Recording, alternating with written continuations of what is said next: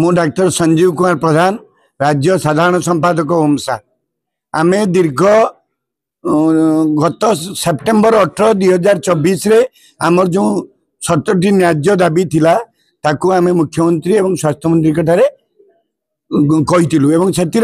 स्वास्थ्य मंत्री एवं माननीय मुख्यमंत्री ताकू पूरण सौदयतार सहित आलोचना करी पूरण करेंगे प्रतिश्रुति देते मात्र वर्षे भितर आमर स्वास्थ्य मंत्री को 5 थर स्वास्थ्य सचिव को 3 थर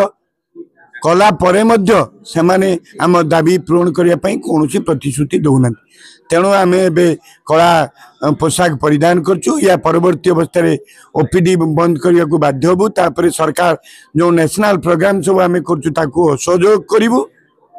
आम सब या परे कार्य बंद को जाऊना जेहेतु आम गोटे जनसाधारण सेवार रहीचु से आम ताकू करिया को डिले करूचु किंतु आम दिन करूँ जो सरकार आम कथा न शुणु मुख्य दाबी हूँ आमर जो समयानुवर्तिक पदोन्नति सेंट्रल गवर्नमेंट भाया 25टा राज्य 17टी राज्य से पाई सारे आम डाक्तर मान को एठी दिया जाऊ नहीं केंद्र हारे डीएससीपी एवं दांत डाक्तर को आदू डीएससीपी दिया जाऊ नहीं आमर केडर पुनर्विन्यास 2017 पर है नहीं किंतु यही प्रथम श्रेणी वर्ग जो माने ओडिशा सरकार अच्छा दीदर केडर पुनर्विन्यास अच्छा दांत डाक्तर और आम डाक्तर केडर पुनर्विन्यास हो नहीं जो माने उपकूलवर्ती जिलूर केविके जिला को जाऊँच 10 वर्ष 20 वर्ष पर्यंत से अणा जाऊ नहीं तेणु ट्रांसपेरेंट ट्रांसफर पॉलिसी करी एपटू जो मैंने जावा कथा पठेबे सेपटू आनिबे आमे गोटे जोन करिकी देइचु सरकार को जे एई जिल्ला पे एई जिल्ला को केविके हिसाब रे करिकी सेटा करूनांती एवं आमर जो स्पेशलिस्ट मान को जो अलाउंस अच्छी 2019 मसीहा पर आदू बढ़ी नहीं एडमिनिस्ट्रेटिव अलाउंस आदू अन्य राज्य मान के दिया देना पोस्टमार्टम 2009 मसीह 500 टंका होता से आदू दौन बढ़ौना विभिन्न समय दाबी उदासीनता नहीं आम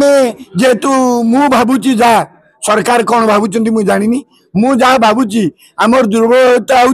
जनसाधारण को सेवा करवा आम हठात कार्य बंद कर सर जो अन्य राज्य में जो दाबी गुड़ उपस्थापन कर दाबी गुड़ पूरण होड़शा न मिलवर कारण कौन असुविधा कौट रोचे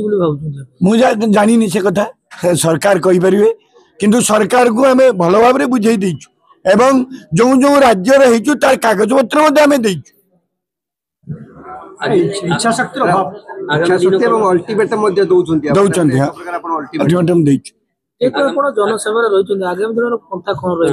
आमे जते दूर पारिबु सरकार एइटू आपन को पाखरु मुख्यमंत्री को निवेदन करूचु जे सी एथिरे हस्तक्षेप करी आम दाबी पूरण करंतु आमे आदु चाहुनु जनसेवा रे बाधा सृष्टि करिया।